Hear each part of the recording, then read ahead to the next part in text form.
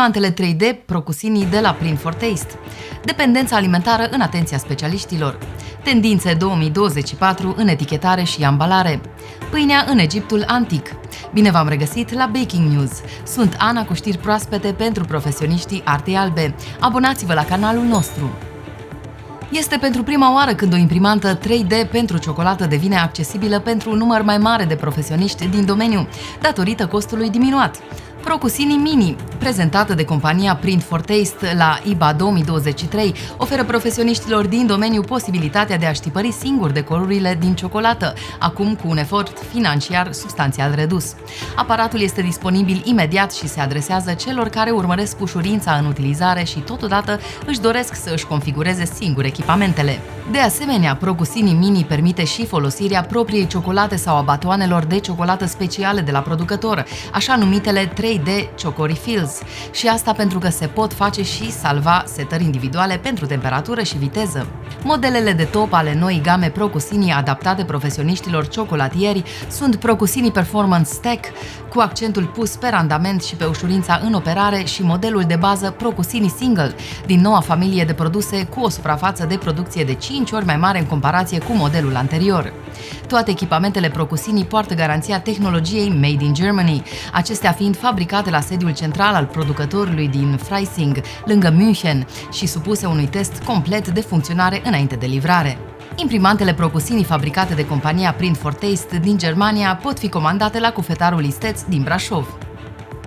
Identificarea unor alimente drept generatoare de dependență ar putea aduce beneficii pentru sănătate, susțin oamenii de știință. O echipă internațională de cercetători din SUA, Brazilia și Spania face apel la regândirea alegerilor alimentare și afirmă, într-un articol publicat în British Medical Journal, că există o preocupare și un sprijin semnificativ la nivel global pentru validitatea și relevanța clinică a dependenței alimentare. Specialiștii susțin că o conștientizare a alimentelor ultraprocesate, bogate în carbohidrați și îngrăsimi care creează dependență, poate contribui la eforturile de îmbunătățire a sănătății.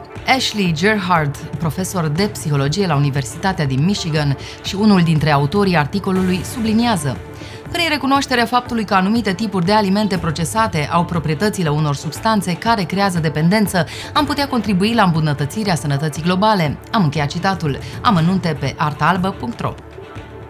Tendințele în materie de etichetare și ambalare în industria de panificație și patiserie evoluează pentru a răspunde nevoilor și preferințelor în schimbare ale consumatorilor.